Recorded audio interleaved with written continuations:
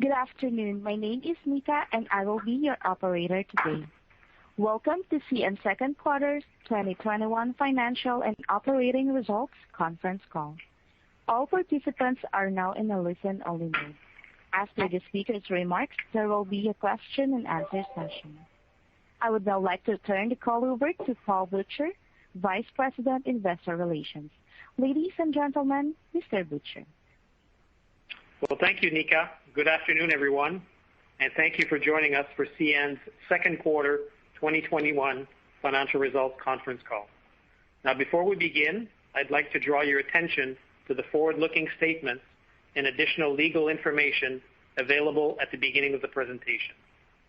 As a reminder, today's conference call contains certain projections and other forward-looking statements within the meaning of the U.S. and Canadian securities law. These statements are subject to risk and uncertainty that may cause actual results to differ materially from those expressed or implied in these statements and are more fully described in our cautionary statement regarding forward-looking statements in our presentation.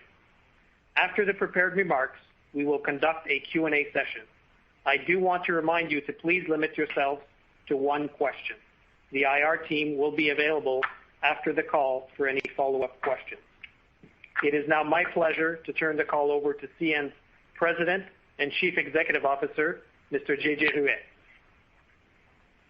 Thank you, Paul, and thank you, Nika. So good afternoon, everyone. And today we have two items for this call. First, we want to highlight our quarterly result, and also we want to give you an update on our KCS combination. Therefore, the call might be a bit longer than usual today. But first, our thought goes out to the community and First Nation of Lytton in BC and the terrible fires impacting British Columbia this summer. We are committed to helping our neighbors in crisis and the several CN employees whose life has been impacted by the natural disaster. Let's go to the Q2 highlight on page 6. I want to start by saying how proud I am of our dedicated railroaders' performance this year. The hard work and exceptional effort that our people continue to deliver on the business. Our results reflect broad-based strength and forward momentum across all of our business and also the enduring power of our vast and diversified CN network. For 3 quarters in a row, we have delivered year-over-year growth in our EPS. In the last quarter, our adjusted diluted EPS was $1.49, which is up 16% versus last year, but it's also up 25% at a constant currency. Our operating income is up 76% year over year, and adjusted operating income is up 9%. We helped enable the economy with exceptional growth. Volume was up 13%. We diligently worked in our combination with KCS, and we also stayed focused on our yield management and network operation execution. The freight revenue per carload grew 7%, and same-store pricing was up well over 4% in the second quarter. Safety performance, employee engagement index, customer sentiment index have all sequentially improved. We are focused on our customers, on our safety, and on the combination with KCS, all of which will drive long-term value creation for our shareholders. We have confidence in the future. I will now pass it on to Rob, who will review our operation. Rob? All right. Thank you, JJ. And as you mentioned, our thoughts are with the communities impacted by the wildfires in British Columbia, with nearly 300 active fires still burning, and more specifically with the people of Lytton as they begin the road to recovery from the devastating fires.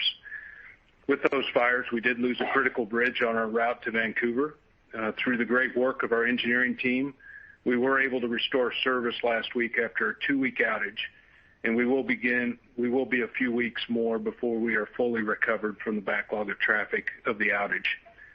Turning to last quarter's results, very solid performance, delivering on 13% volume growth with car velocity, dwell, and labor productivity improved year over year. In the quarter, the team delivered another quarterly record on fuel efficiency, improving 2% over last year's industry-leading numbers, and also setting an all-time monthly record in June. Year to date, the team has saved approximately $20 million from our fuel efficiency initiatives alone and avoided nearly 100,000 tons of CO2 emissions into the atmosphere. Our safety culture is delivering results with an all-time lowest quarter injury frequency ratio. In year-to-date, our injury and train accident ratios have improved 27% and 30% respectively. Operating a safe railroad for our employees, customers, and communities we operate in is paramount to our success as a company. In the quarter, we also continued to deliver for our customers, as noted in our improvement with customer satisfaction index. And in April, we completed our 14th consecutive record month of Canadian grain movements. We are confident in the business outlook, and to that end, we have 500-plus conductors and engineers in training to support that need, along with having the necessary locomotives ready to pull that freight. With that, I'll turn it over to James. Thank you, Rob. During Q2, we saw the more balanced demand recovery that we expected, with carload volume up 21%, beating Q2 in almost all commodity segments.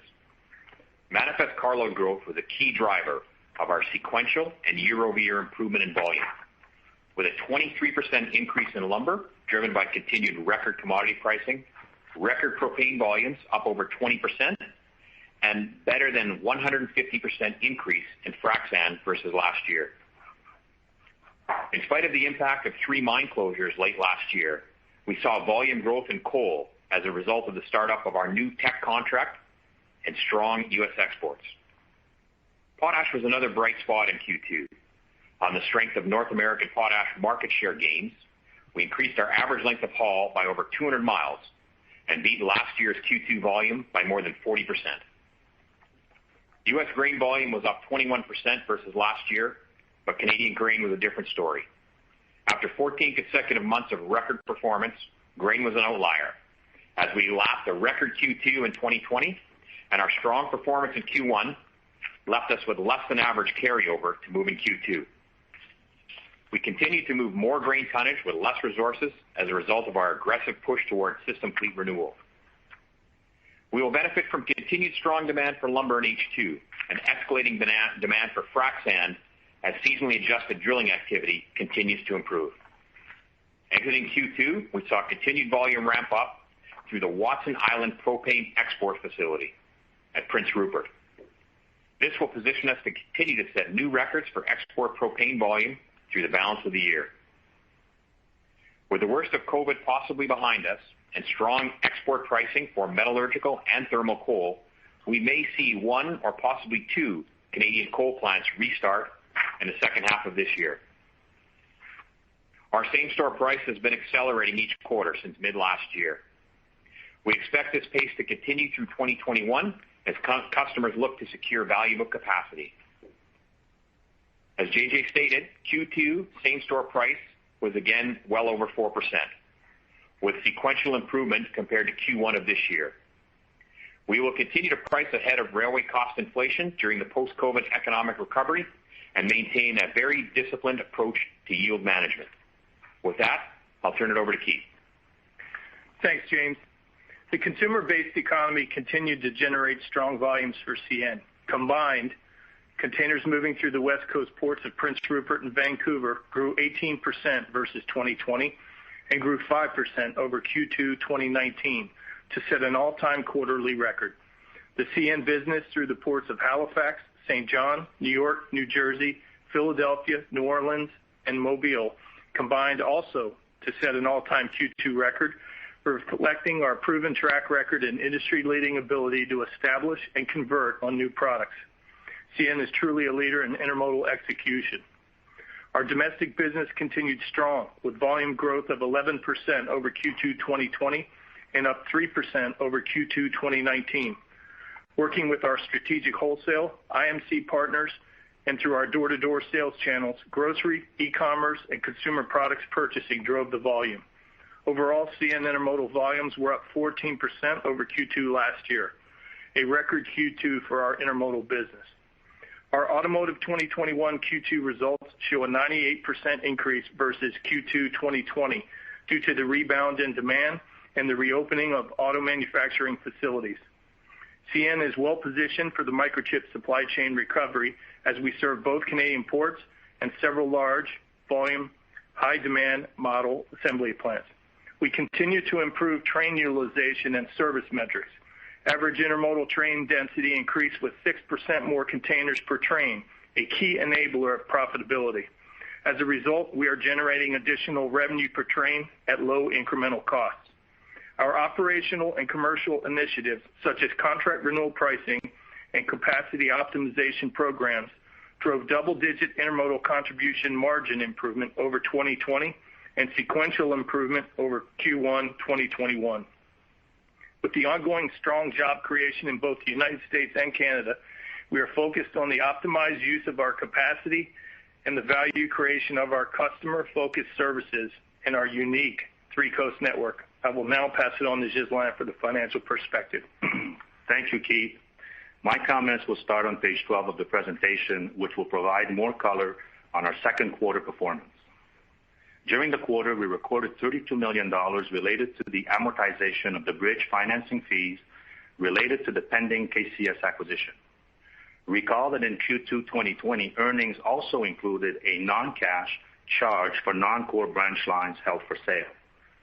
Excluding these non-recurring items, adjusted net income was around $1.06 billion, up 17%, with adjusted diluted EPS of $1.49, up 16% versus last year. Foreign exchange was a headwind of 11 cents of EPS. In addition, fuel lag negatively impacted the quarter by 7 cents of EPS year over year and added around 400 basis points to the OR. If we adjust for these two items, our adjusted EPS would have been up 30%, so a solid underlying performance. Other income was up by around $50 million versus last year due to the mark-to-market gain on an equity investment in autonomous driving technology. Turning to page 13, let me highlight a few of our key expense categories expressed on a constant currency basis. Labor and fringe benefit expense was up 28% versus last year. This was mostly driven by increased wages due to a 9% higher average headcount and higher incentive compensation. Fuel expense was up 86%, driven by a 76% increase in price and a 14% higher workload, partly offset by another solid fuel efficiency improvement of 2%. Now moving to cash on page 14, we generated free cash flow of close to $1.3 billion through the end of June, $300 million lower than 2020, mainly from lower net cash from operating activities, mostly due to cash tax deferrals last year as part of COVID measures, partly offset by lower CapEx. We continue to pause share buybacks in light of our proposal to combine with KCS. Moving on to page 15, we are encouraged by the broad economic recovery and continued vaccine rollout, which reinforces our confidence for the balance of the year. Therefore, we are reaffirming our financial outlook and are targeting double-digit adjusted diluted EPS growth for 2021. We still expect to deliver free cash flow in the range of $3 to $3.3 billion, which will drive further improvement in free cash flow conversion. I will now turn the call back to you, JJ. Thank you, Ghislain. And if you could join me on page 17, the CN KCS safer, faster, cleaner, stronger end-to-end combination, and we need all of that. I will start by saying that the deeper we dive into the potential of the combination, the more excited I get about it. The benefits it will bring to the three USMC economies, the increased rail and intermodal competition, the environmental benefits. That makes this combination truly a compelling vision for the future. The combination will create a new seamless single operator service while preserving access to all existing gateways.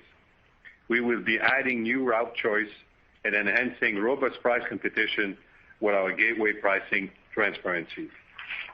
The combination will strengthen the North American supply chain and create the first true North-South North American railroad. New direct connections will be created that allow for more reliable and less expensive supply chain to Canada and Mexico from the American heartland. There are also very important ESG benefits. Together with KCS, we will shift thousands and thousands of long-haul truckloads off the road and onto the rail intermodal network, and at the same time create new jobs, different kind of jobs, better jobs. The CN and KCS combination represent a pro-competitive solution, a new model for the future, with unparalleled opportunities for a broad group of stakeholders, and they all have responded with strong support. With every step of the process, we are committed to work with the STB to address concerns that they may have and enable a successful combination with KCS. We'll go on page 18. The combined CN and KCS network present numerous public interest and customer benefit. We will add new single-line route that will be more reliable and more cost-effective for our customers. Our combined network will enhance the ability to connect with other Class 1 at major gateway. This is a carload growth story with vibrant gateway. By enhancing pricing visibility to all existing gateways, customers will have enhanced rail competition, greater optionality of choices, and new ability to shop for the best price, best service combination. That's the model for a better future. The CN-KCS combination will work in partnership with passenger rail service in both United States and Canada. We are confident that our plain vanilla voting trust meets the STB insulation from control and public interest requirements, as KCS will be fully independent during the voting trust period and continue to grow their business, invest capital, and provide the same high-quality level of service. Together, CN and KCS will be able to recognize great synergies, targeting $1 billion of EBITDA synergies, primarily from growth. This is a merger based on growth. But there's a lot more, but these are just some of the many benefits that we expect from our combination with KCS, which has already received widespread support that I will talk about more next. Go on page 19. Our customers, the communities, and all of other stakeholders evidently share the same view as we have. At the end of the comment period, over 1,750 letters of support were filed with the STB, including more than 1,000 which requested the approval of the voting trust. Notable support came from more than 30 elected officials, the former STB Commissioner and Vice Chairman William Claver Jr., and shareholders such as Cascade and CDPQ. Industry experts, including Dr. William Hinnicky, former Director of the Office of Economic and former Chief Economist of the STB, also recognize the competitive benefit of our combination, including more competitive shipping options. Now, a summary of the path to conclusion, the graph on page 20. We are within a few weeks of a decision from the STB, and we made a solid filing on the merit of our submission. Then, the next key milestone is a KCS special shareholders meeting, which will be held on August 19. Subject to approval from KCS shareholders, the STB voting trust, and the Mexican regulators, as well as other customary closing conditions, CN will acquire KCS shares and place them into a voting trust. At that time, KCS shareholders will be able to receive the consideration from CN. We are targeting obtaining this approval and closing into a voting trust in the second half of this year. Our proposed transaction does not require CN shareholders' approval and does not require approval by the Canadian regulators. In the second half of 2022, we expect to obtain common control approval from the STB and other regulatory authorities. Once full STB approval is received, the voting trust will be terminated and CN will acquire voting right and operating control of KCS.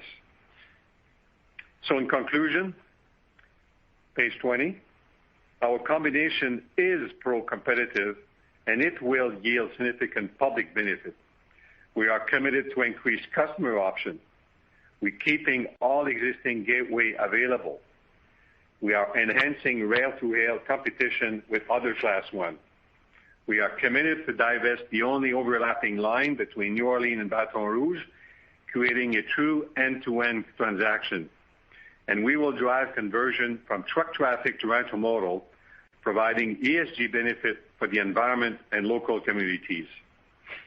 In the joint CN-KCS filing to the STB of July 6, we demonstrated our proposed voting trust satisfies the board tests.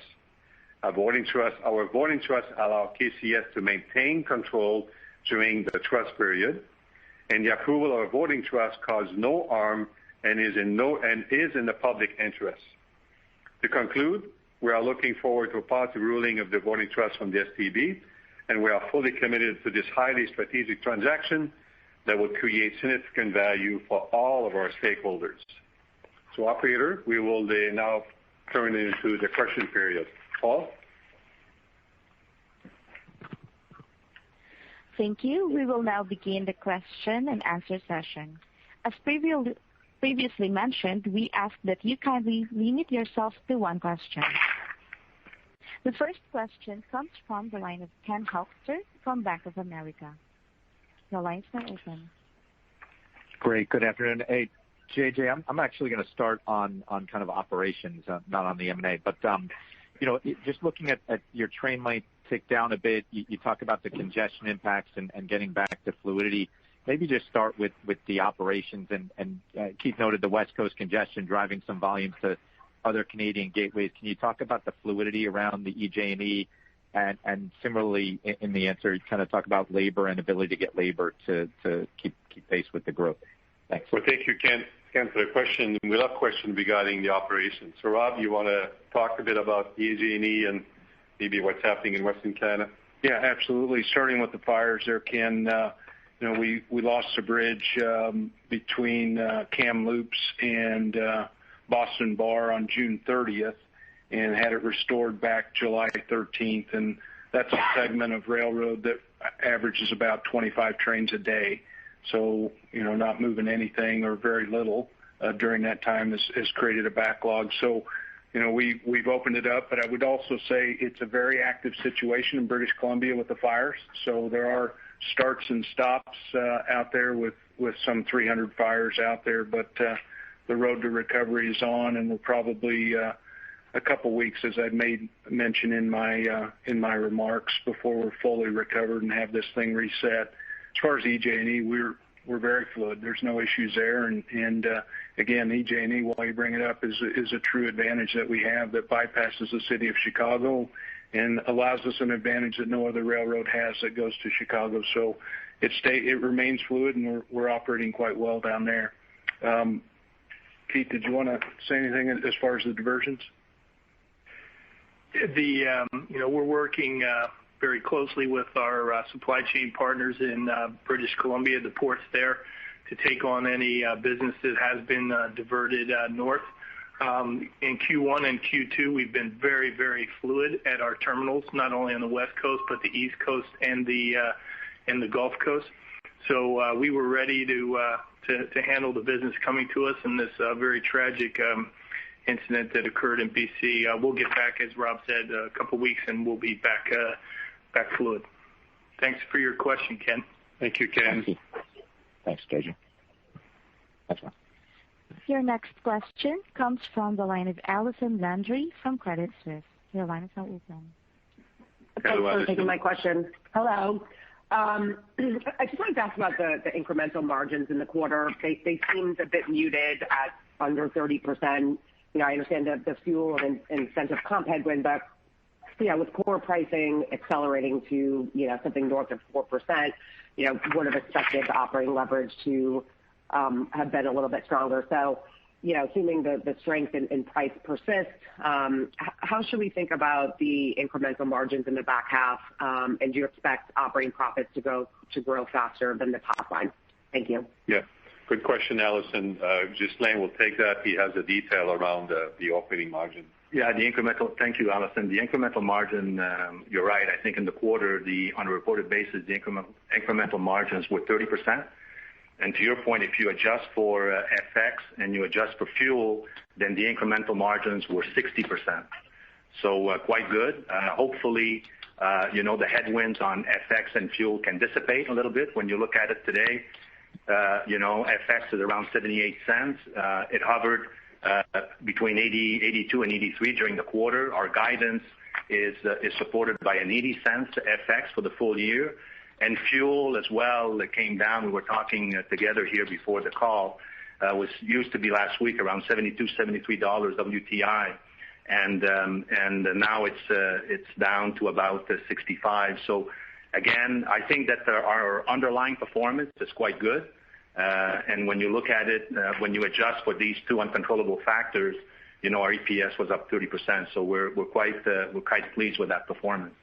Yeah, exactly. We're very pleased with the performance. And CN being a railroad that has quite a bit of revenue into two currency, if you look at your Bloomberg screen and look at the Canadian dollars in the second quarter, you will notice that it sort of peaked for May and June, and right now it's back to 79, but it was as much as 83 cents. So it has an impact on the short term.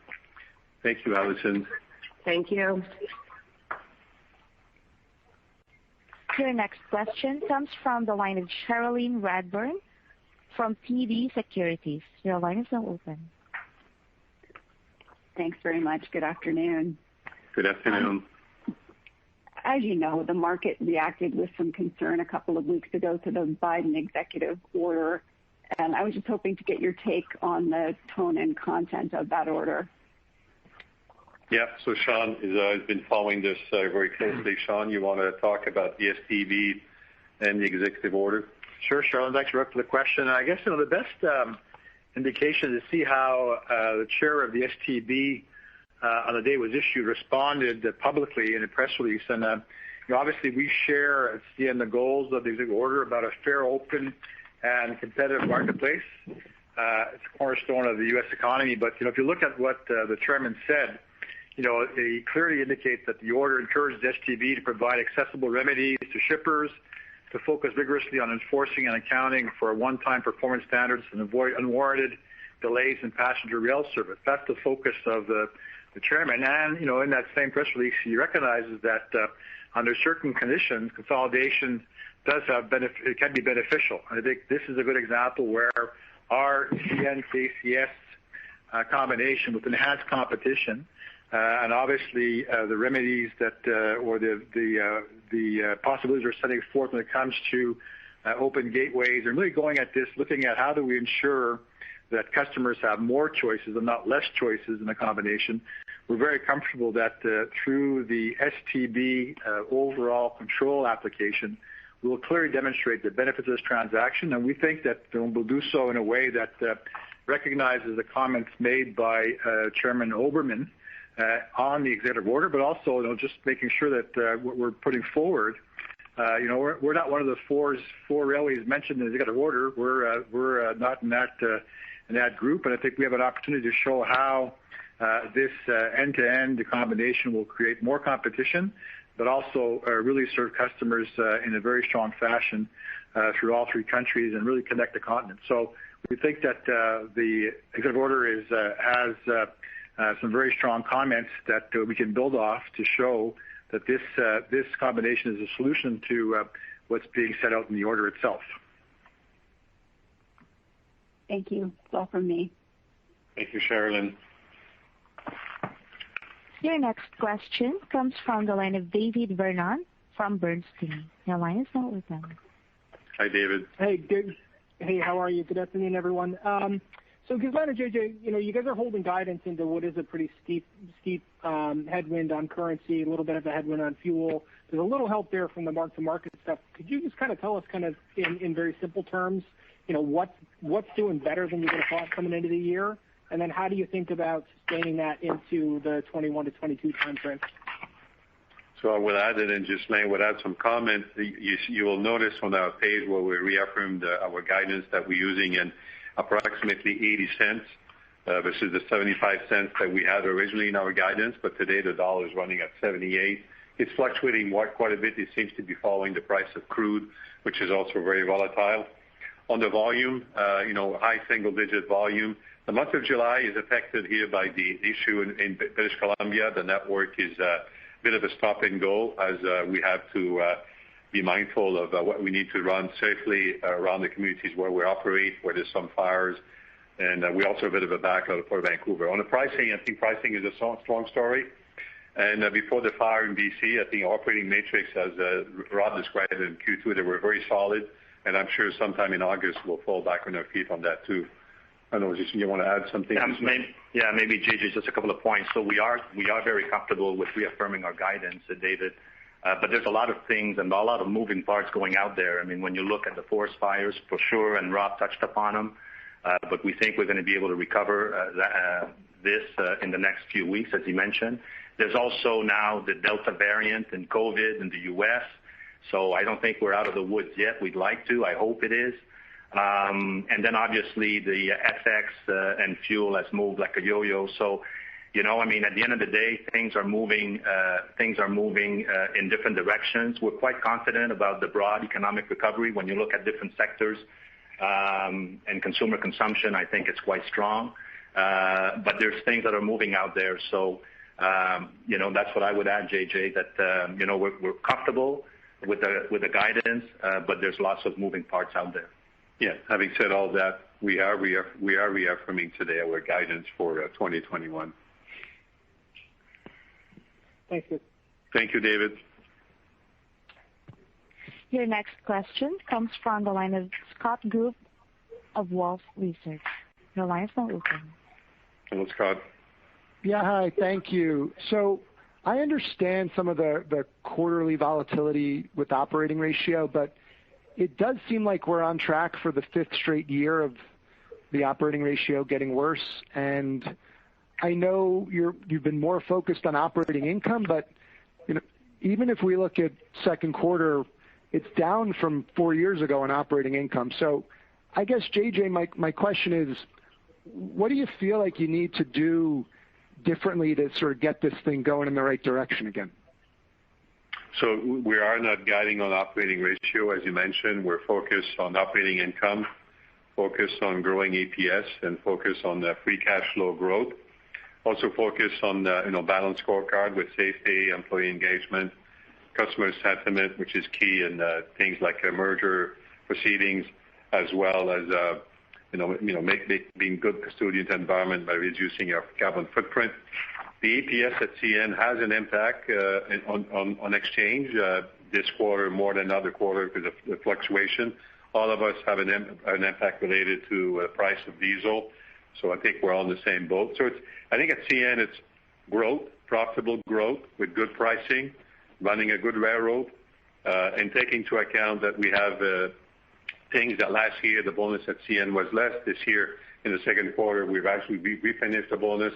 You had all these things, but definitely we're not running the company for the OR. We're running the company for EPS growth, operating income, free cash flow, as well as balanced scorecard has taken into account safety, the environment, employee engagement, and customers' sentiment. So that's really where we're at. And the key thing right now is this very long-term strategic proposal that we have out there in front of the STB and in front of our shareholders to combine with KCS and really exploit what the future of North America will be in terms of trade at a time where the economy is growing, at a time also where tension with China are increasing. Port business will always be solid for CN, but there will be probably a very nice tailwind, at least it's our view, between the three USMCA countries, and I think creating a network that has good costs, competitive costs with others, but we're not aiming for the lowest cost. We're aiming for this combined balanced scorecard I was just talking about earlier, starting with EPS, operating income, free cash flow, but also being good custodian of the environment, customer sentiment. We need to railroad for customers in North America. I think that's basically the essence I'm getting from the executive order from the president, as well as the not so subtle message from the STB, and employees' engagement at a time where the job market is tight and you need to be an attractive employer. So I think it's putting all that in, and this is partly where you see where the relative weight of operating ratio fall in. And can you just talk to if the voting trust doesn't go your way in a couple of weeks, what the plan is with respect to the merger? Yeah, Sean can address that. Scott, as you know, we filed our final comments on July 6th. We remain confident that we're going to meet the public interest test. We have met the public interest when it comes to unlawful control of KCS during the voting trust period, as well as the financial integrity at the end result. So, we're very confident that we will, in the coming weeks, get a positive decision from the STB. Same voting trust as was approved in the CP application. So at this stage, we're really focused on getting the voting trust and proceeding with the KCS shareholder vote on July 19th and getting our Mexican approvals in hopefully October, early November, and closing the voting trust with the KCS shareholders in November or early December. And I know, Scott, you read all this material. We're talking huge filing, but our filing is very compelling as it comes to the voting trust and the things that we are proposing for the marketplace. And I think you will equally be impressed by the time that Rob and his team file the operating plan of the proposed combination and how we're going to address concern of shippers and the STB. So we're confident, but we're confident because we do the homework. Thank you for your question. Thank you. Your next question comes from the line of Brian Ossenbeck from J.P. Morgan. Your line is now open. Hello, Brian. Hey, JJ. Thanks for taking the question. So I wanted to ask about U.S. truckload conversion opportunities. Obviously, a big part of the industry growth set going forward, but it's also been a challenge. So can you just walk us through the CN's experience so far in the U.S. with making these conversions happen and making them stick? Where you think service levels are relative to where you think they need to be going forward, and what sort of investments do you think you need to make on the network to really get that growth and to see it convert and stay with the CN? Thank you. Thank you, Brian. So maybe Keith can start talking about the commercial effort, but I think Rob probably can also provide you a good sense of what we, broadly speaking, that we will put together with KCS in terms of a competitive product to compete with a long-haul truck. So we'll start with Keith commercially. Sure. And Brian, if you talk to any of our customers about the service that they get in the States, I think when you survey them, they talk about the great velocity of the trains and the on-time performance. So I would say that our unique model of having working with a lot of Canadian wholesale customers, INC customers, so non-asset, asset-light customers, as well as our own retail product, allows us to dip into a lot of opportunities with customers, a lot of different sales channels, and we've been very, very successful for that. We also are able to have a lot of multiple touch points with the beneficial cargo owner. We start with an import load, and we may touch that load a second time when it moves from a domestic DC onto stores or onto another DC. So we've been very successful, and we will continue to be successful. And the KCS combination allows us to take that show on the road and be even more successful in the future. Rob? Yeah, I'd just add, when you look at the combination of the two railroads and the opportunities that are there, it's well documented what we've talked about there, but very simply, we're a railroad that goes to the upper Midwest. We go to places like Detroit and Toronto and Southern Ontario. KCS goes to Texas and Mexico. And the opportunity to convert some of that with single line service is a huge opportunity for us, whether it's coming cross-border or Texas, and go all the way with one railroad, I think is a real advantage to shippers. And that's where we see a significant opportunity. We also see opportunities in single line service from places like Detroit to Kansas City that really only one railroad does now, and increasing those options for shippers. So very excited about the truck to rail conversion that may present itself with the merger. Thanks for the question. Thanks for the question. More options and more competition. Thank you, Brian. Your next question comes from the line of Benoit Poirier from Desjardins. Your line is now open. Yeah, good afternoon, gentlemen. Just looking at the intermodal volume recovery, could you talk a bit about the timing related to inventory replenishment efforts and whether it could last longer than expected given the overall low level of inventory and potential changes related to the just-in-time model? Yeah. So I'll start briefly then, but Keith, who's much closer. So definitely inventory are lower. Retailers and people who needs product coming from other parts of the world their supply chain are disrupted. Their things are not working out. So they try to get the product early. They try to replenish their warehouse. And it is a significant concern. And I think it's going to last maybe all the way to the beginning of next year. But Keith, you want to add some color in your dialogue with those who import product? Sure. I think we mentioned this about 4 years ago that the traditional peak of everything being kind of in the fall has really changed. And that's changed, as you point out, Benoit, with how folks are managing their inventories. When we talk to our customers that are bringing products from overseas into North America, they see this continuing on well into 2022, and I think that I think we will anymore. I think this is going to be kind of the same way, the same volumes all the time, kind of structured, making sure that the supply chains are filled. I mean, it's unbelievable what our folks and the other railroads too have been able to do through this COVID period, keeping products on the shelves and keeping us all full of the things that we need to run our lives. So, thanks for your question, Benoit. Thank you. Your next question comes from the line of Chris Wetherbee from Citi. Your line is now open. Hey, good afternoon, guys.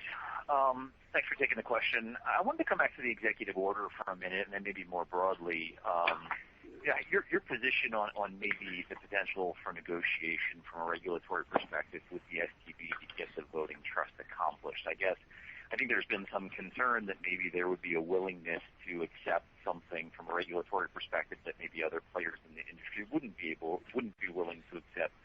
For instance, something like reciprocal switching in the U.S. I guess I wanted to get maybe sort of judge your position on whether there would be some willingness to kind of negotiate some of those regulatory points that we brought up in the executive order that might come up as the STB goes through the voting trust.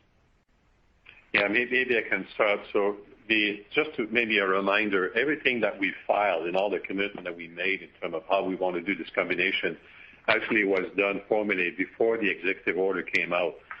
So from that point of view, we share the broad goal expressed by executive order because our CN-KCS merger is actually talking about we file on the new rule to enhance competition. We committed to make the end-to-end by divesting the New Orleans to Baton Rouge. We are talking seriously, and we made this commitment in writing that we are in favor of binding arbitration to resolve dispute. That we are, that the gateway will remain open. That the bottleneck, we will not create bottleneck when we become single line service post combination. That we will provide pricing visibility so customers can better shop best price, best service combination by providing Rule 11 pricing. So all these things are really, in our view, things which maybe we're not saying that one leads to the other, but the executive order talk about enhancing competition, and they also talk about Amtrak, and we have also talked specifically, and Sean can comment. So a lot of the things that is in the spirit, at least, that's was offered to by the executive order, and there was 72 industries. We were just one of them.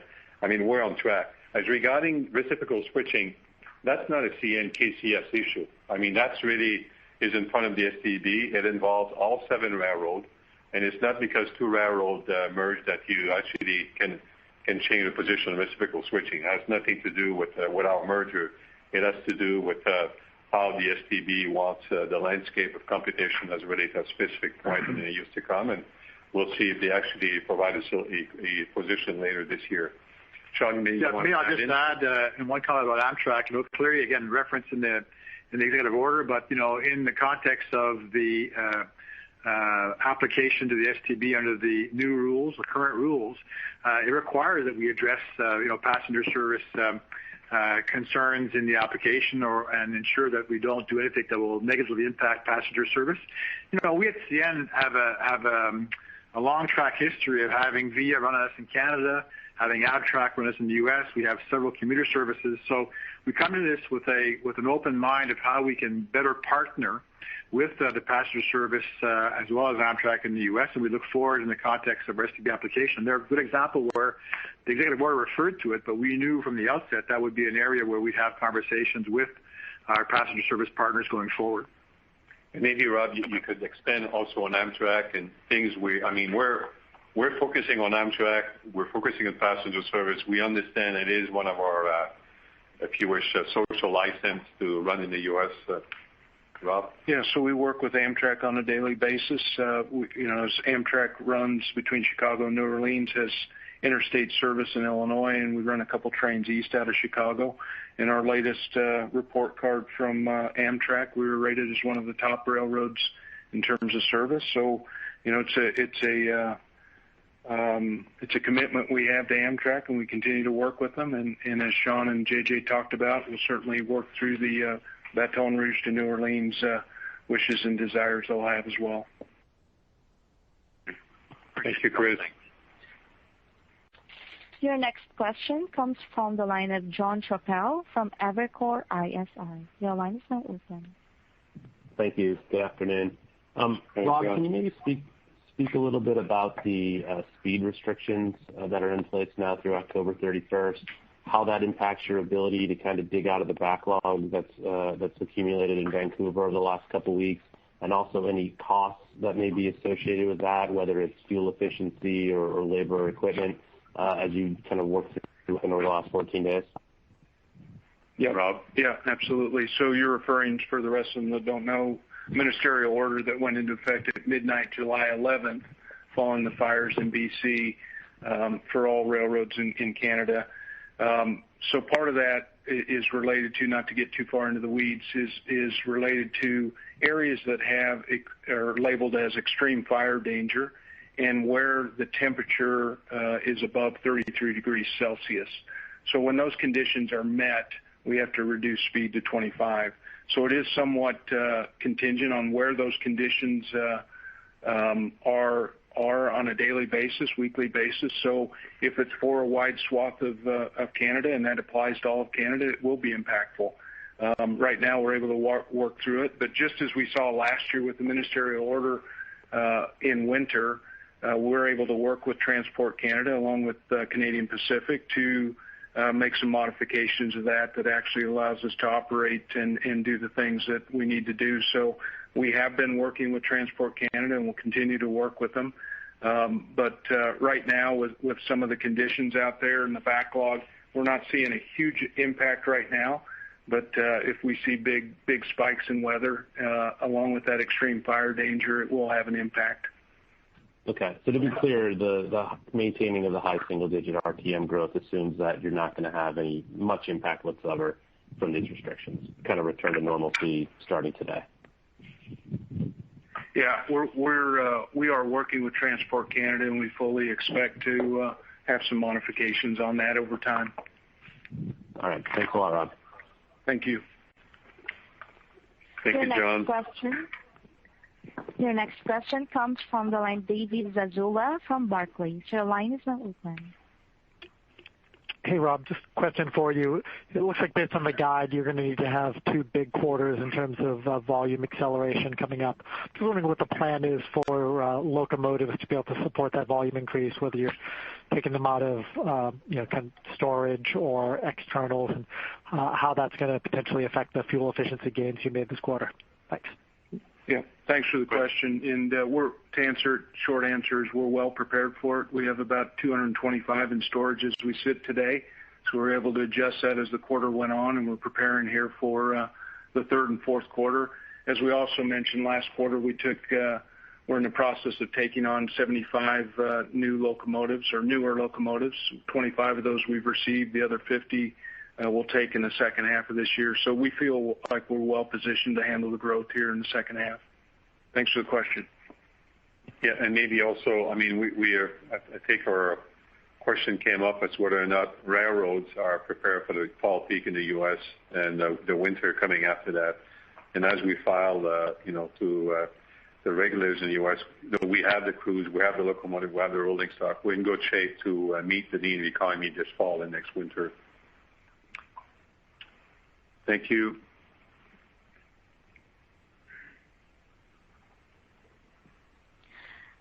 All right. Next question comes from the line Tom Wadewitz from UBS. Your line is now open. Hello, Tom. Yeah. Hi, JJ. So I know you have talked about this a bit, but I just want to ask you a little bit more on it. It does seem like the executive order shows a lot of sensitivity from the administration, or I don't know if sensitivity is the right word, but focus maybe on passenger rail, and there was that specific Amtrak filing against the voting trust.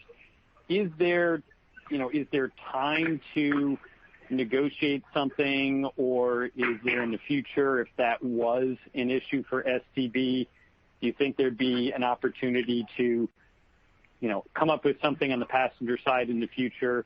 Because it seems like a potential point of focus where, your current rating was good, but the last couple of years the rating with Amtrak wasn't particularly good. So I just wonder if there's a way. I know, kind of the time to file something new on voting trust is over, but do you think there's any way to finesse that issue if it ends up being a focus for STB? Well, as you said, your words, not mine. Our current rating is good, and we are improving, and there's room for further improvement, and we're focusing on that. Passenger service, including Amtrak, not just Amtrak, but including Amtrak, is part of the stakeholders that one need to recognize and work with in addressing with solutions during the merger proceeding, just like Shipper Association, communities, labor, and all of these stakeholders. So over time, we will continue to have dialogue with all the stakeholders, including passenger service and Amtrak. But I think already, we talked about what we could do as it relates specifically to the New Orleans to Baton Rouge corridor if Amtrak was to have the funding eventually to create a service in that corridor. You want to maybe talk about that, Sean? Yeah, I think, I wouldn't focus too much on the voting trust comments. Obviously, it was in the context of an opportunity to weigh into the voting trust. I think we take a step back and understand that Amtrak, will have a mandate going forward, and it'll be up to the host railways, in this case CN, to work with Amtrak, both to address their ongoing concerns they might have with the current service. I think Rob addressed it in a very proactive fashion, saying we work with them every day. And again, we will address the impact of the CN-KCS combination as it applies to passenger service in the STB application, and very confident that when we do so, we'll raise it in a way that we'll be talking to Amtrak and to other passenger services in the U.S. to make sure they understand what we're talking about. And I won't go as far as saying they'll be supportive of the overall transaction, but the commitments we'll make will be part of the filing, will ultimately be part of the conditions being imposed. So it's important that we have that dialogue and we understand what exactly Amtrak is looking for, and then what is available when it comes to funding both federally or state to achieve that. So a good example would be Baton Rouge to Louisiana, or to New Orleans, effectively, where you need to have the required funding to put that in place. So it's great to want to put a service in place, but then you have to make sure that both the customers on the line, the state and the local governments are supportive, as well as the federal government. Yeah, and again, as we said earlier, broadly speaking, we do share the goal expressed by executive order, and a lot of the things which are pro-competitive and very positive that the CN-KCS is proposing were actually proposed in writing as part of our work since April. And I think in many cases we're very much in line to the spirit of what was being asked in terms of creating competition, creating option, and enabling passenger service when the passenger service has the funding available. But I guess just to be clear, in terms of coming up with an agreement with them, it's too late to do that to have any influence on the voting trust. You really need to get that decision first, and then you could negotiate with them afterwards if you get the decision. Yeah, it's important to remember, in the context of the voting trust, these were comments on our petition. So it's not really an area where you enter into a settlement agreement in the context of the overall application what you would do. So in this case, it was open for comments. That was one of the conditions under the current rules. That was normal. People made comments, and we responded to all those comments in our response on July 6th, including the Amtrak response. But obviously in the context of the overall control application, that's where you get into settlement agreements with various parties. So it was not really in the context of the voting trust. It's not really an area where that gives rise to that type of agreement, as in the overall control application. Right. Okay, Tom. Thank you for the time. Thank you. Your next question comes from the line of Jason Seidl from Cowen. Your line is now open. Thank you, operator. Good afternoon, gentlemen. Quick question. I wanted to go back to the pricing side. I mean, you noted that once again you were able to get even higher pricing than the previous quarter. KCS noted rising rail cost inflation into the future and the need to probably get even further price increases on their end. Do you think you're getting enough for what you're seeing in the rail cost inflation for the back half of the year? And do you think there's an ability on your end to garner more than you had this quarter? So there is rail inflation. Eventually, you will see it in the all-inclusive rail index of the AR because there's a bit of a lag in that index. But we all saw it coming, and already you saw same-store price for Q1 and the trend of same-store price in Q2. I'm not sure. I think we are getting what we need in terms of the rail inflation that we're seeing right now, because we're conscious that there will probably be a lag in these index. And as you may know, we have very little business that work with index. Maybe you want to talk about pricing, James? Yeah, at the end of the day, value of our product supports our pricing forward. We've been very consistent in our pricing and really cost inflation for several years, for the better part of a decade.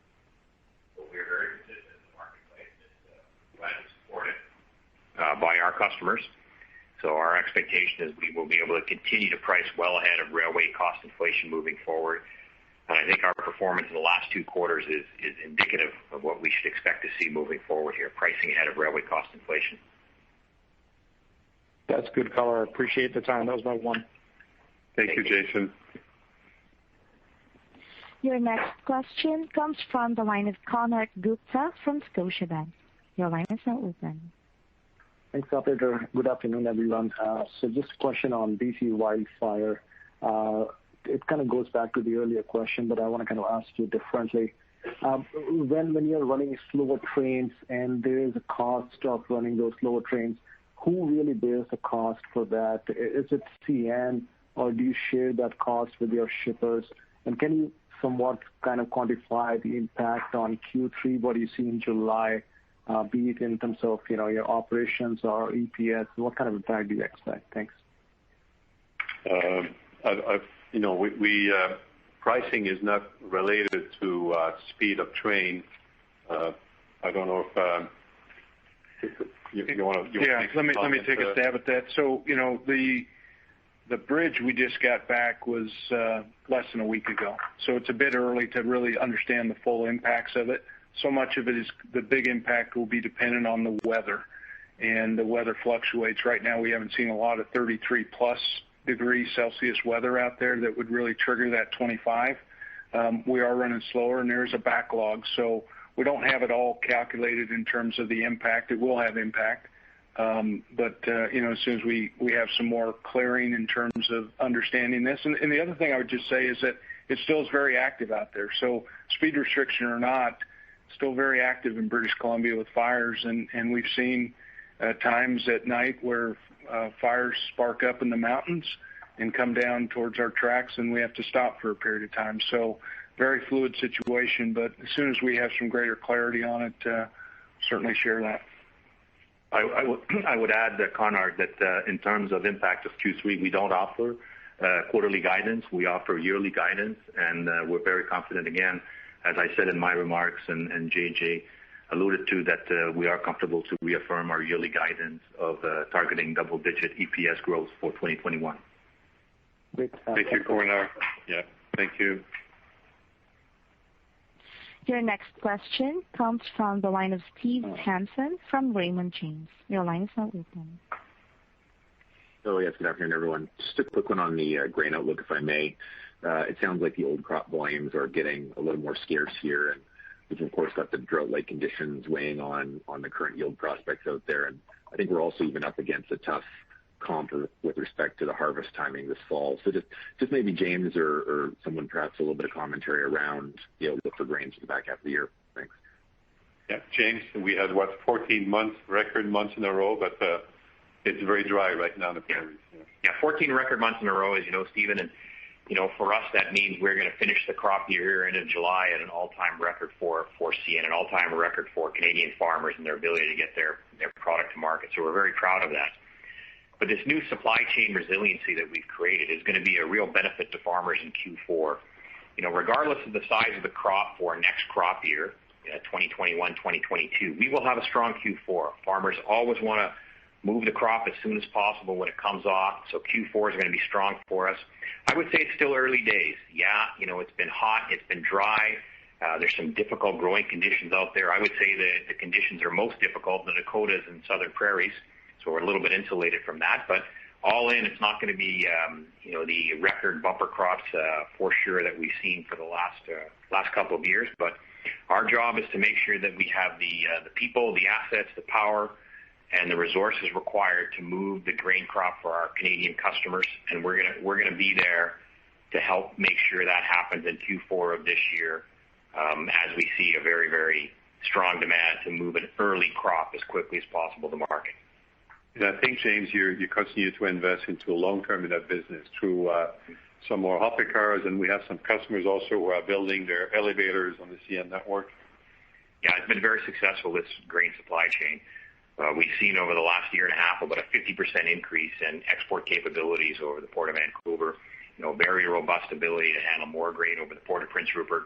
Lots of investment by our customers in inland elevators and high throughput elevators, loop tracks. And of course on our side, a very significant investment in new hopper cars, new high capacity hopper cars that allow us to ship more product with fewer resources. Just put it in context.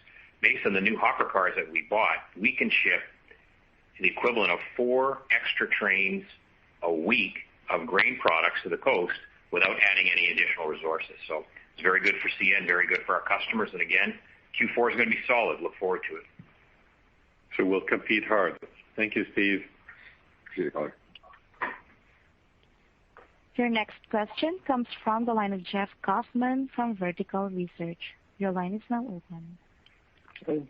Thank you very much, and thank you for the explanation of where you stand in terms of the transactions. I just wanted to ask you have 2 outstanding transactions right now that the rail's pursuing, smaller deals, line sales, things like that. Can you give us an update on where you stand with the regulators on those? Yeah, Sean is on top of those 2. Yeah, both are pending.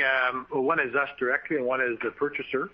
That case pending at the STB, and obviously we're in the case of the Messina line, we're in conversations with our partner also on the STB to see how we can get this deal approved ultimately. But and the other one has just been filed recently, so those are cases that are pending. The STB is very busy. They have quite a few cases pending, a lot on their plate, but we are pursuing both of them, and hopefully we'll have some outcomes in the coming weeks.